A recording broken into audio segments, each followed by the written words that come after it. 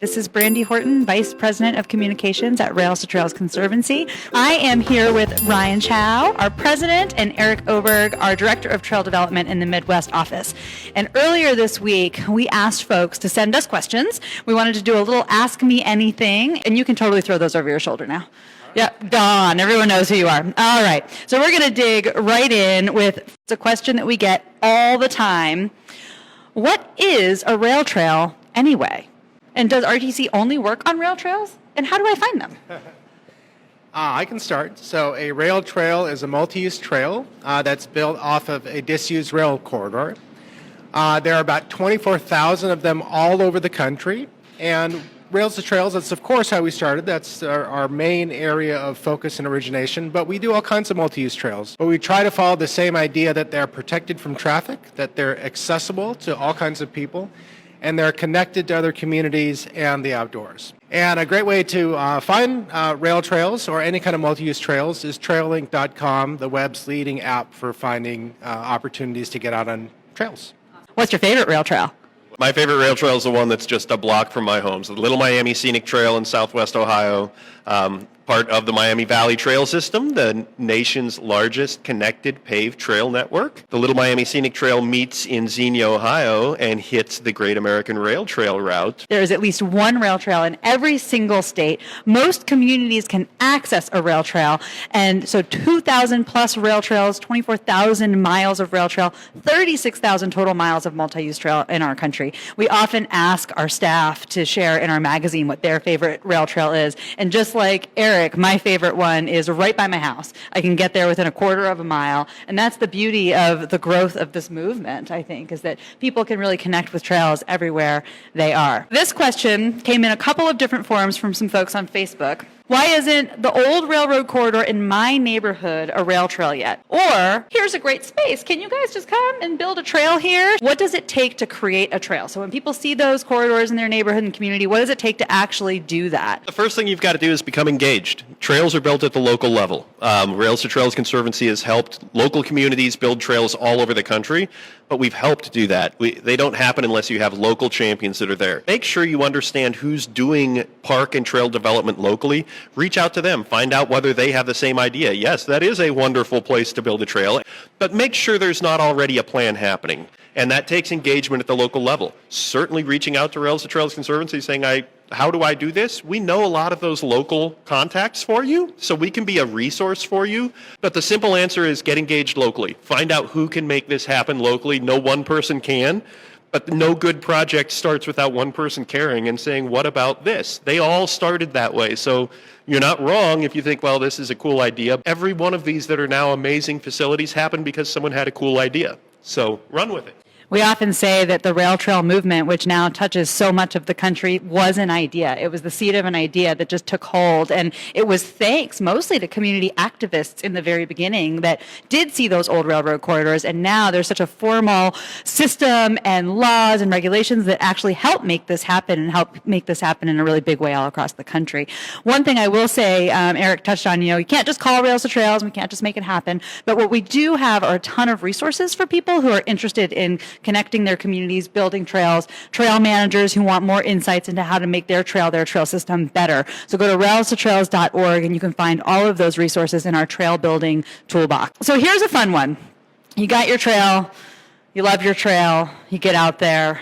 It comes from actually Charles Nyber on Facebook. So thank you, Charles, for this great question. Is there free beer on trails? Charles, you're thinking exactly what I'm interested in. And if you have a tip, let us know. I don't know about free beer, but what's really exciting is there is plenty of beer to be had along trails. And that's because local breweries, other businesses have understood what a wonderful asset trails are, and a way of fueling business and a way of really inviting visitors to trails to be part of their community and of their town. And in fact, one of my favorites is actually in Eric's hometown of Yellow Springs Brewery. And they actually started right next to the trail, but it opened on the other side. And they found so many people were on the trail, stopping, getting off their bikes, going around. They switched their whole business. They opened on a trail, and I don't think it's free. You can get a nice and affordable beer right there on the trail. And it's almost as good as free on a hot summer's day when you've been doing, 20 miles, 30 miles, 100 miles. You stop in, you get that beer or maybe an ice cream. And I think Ryan hit the nail on the head that small businesses, local community economic development is happening along trails all over the country. And a big part of what RTC does is tries to find and measure that impact, right? And then tell the story of that impact. Because in order to get more engagement, more support, more political will to build more trails, people need to understand what it will do for people and places. And the economics are really hard to argue with. This report, Active Transportation Transforms America. Since we were in Milwaukee with the Route of the Badger Coalition today, we had our research department break those numbers down just on the annual impact in the state of Wisconsin. And in healthcare cost avoidance, so savings from people getting out and being active on trails, as well as the spending, that going out and getting that not quite free beer but worth every penny, those add up. And Wisconsin's seeing $1.5 billion in impact because of the trails in this state. Just in Wisconsin, $1.5 billion. That moves the needle. Nationally, the trails and active transportation sector contributes over $30 billion to the economy. And as Eric said, that's actual investment in our economy. But I think what's really exciting in ways that just help all of us. So those are savings in terms of health costs. Those are supporting small businesses. And those are savings from offset of carbon emissions and fuel usage and other things. So that's what it is now. And our report projects that if we were to invest in a people-centered infrastructure system, that number would be vastly larger, over $130 billion of benefit each year. That's incredible. And that's the kind of story, that's the kind of narrative that we just have to continue to tell to make sure that we can get the investment in that nationwide network of trails that we're trying so hard and fighting for all the time. A lot of questions came in about why is my trail paved? Why is my trail gravel? I wish my trail was paved. I wish my trail was gravel. Seems like the grass is always greener on the other side. So people have a lot of different preferences.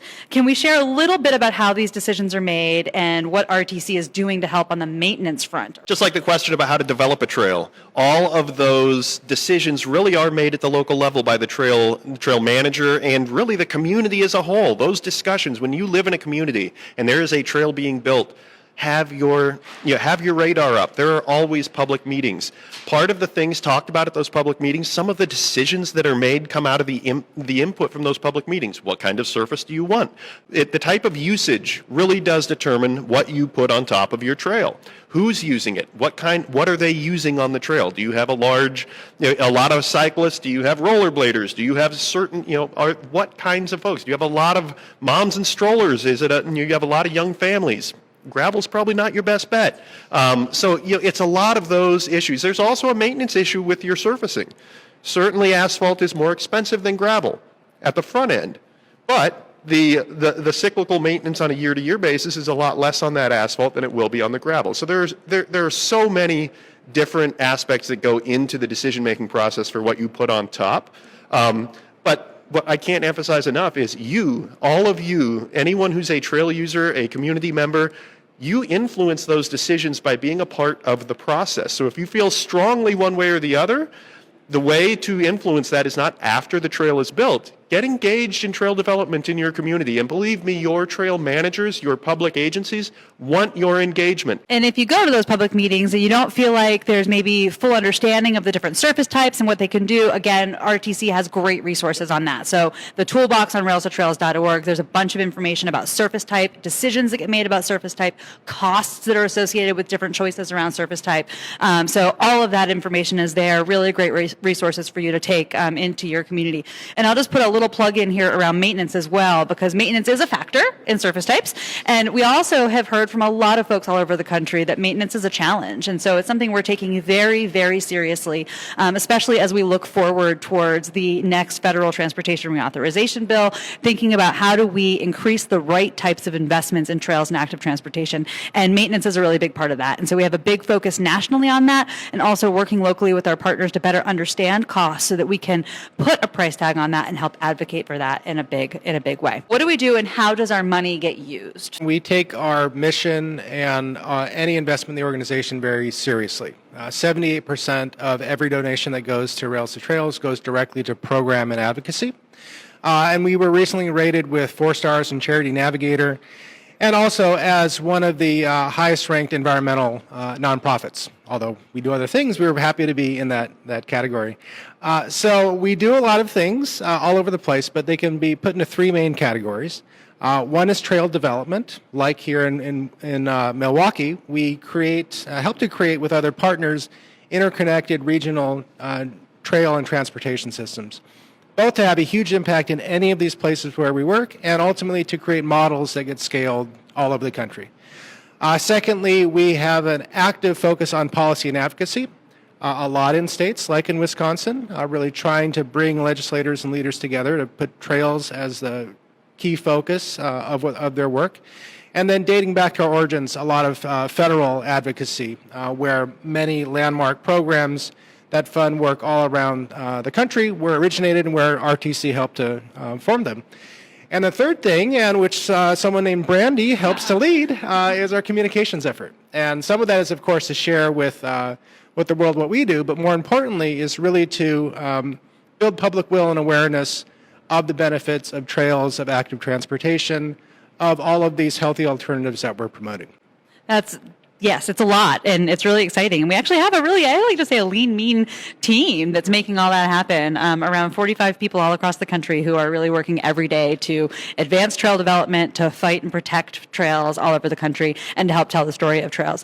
Three flagship initiatives that I think everyone can connect with and engage with on our website in particular. Trail Nation is that network building initiative that Ryan mentioned. We have 8 Trail Nation projects across the country in all different regions trying to connect those trails, prove what's possible when we connect trails, build support to do that. One we just announced this year, we're super excited about, the Great American Rail Trail, 3,700 miles between Washington, D.C. and Washington State, really trying to connect the entire nation by trail and create that accessibility to the outdoors and the American landscape in a way that really has never existed before. And then third is TrailLink. It's that, connection to people, and over 7 million people a year come to our TrailLink website to find a trail, to connect with the trail, and to get more trail use out there. When will I be able to ride or hike the Great American Rail Trail? 3,700 miles across 12 states and Washington, D.C. That's not a small feat. We're already more than 50% done. And so when people ask that question, get out there. Yeah. You can go right now and use large portions of the Great American Rail Trail in the places you live or visit. What's it going to take to finish the Great American Rail Trail? A whole lot of work. But the context I like to give it is 30 years ago, when Rails to Trails Conservancy was in its infancy, next to none of it was done. So we've built more than 50%. And when I say we, I mean the trail movement has built more than 50% of the Great American Rail Trail in the last 30 years. Trail development is accelerating as people understand the benefits of trails. I don't see any reason why we can't do the second 50% sooner than we did the first 50%. And the first 50 was done in 30. There's no guarantees here, but I think there's rationale and optimism that it shouldn't take another 30 to get the next 50 done. RTC is 30 years old, more than 30 years old. What do you think the organization will be doing 30 years from now? I feel, and I think this is achievable within 30 years, certainly much of it, which is I think this century is the century of active transportation. The 19th century, we built out an extensive railroad system to accommodate trains and them reaching all over the country. Of course, the last century was a century of cars and building out the federal highway system. When you see all the benefits of active transportation, when you hear from people all over the country wanting safe alternatives, and when you see technology, other things enabling different ways to get around, it just makes me believe that we're on the dawn of a new form of transportation infrastructure. That's biking, that's walking, that's trails, that's connected pathways, and I think this is the century to do it. I imagine in 30 years, we might be handing the baton to the next folks at RTC to advance it. But I fully believe we will this century have as extensive a system for every person of every ability as we do for cars right now.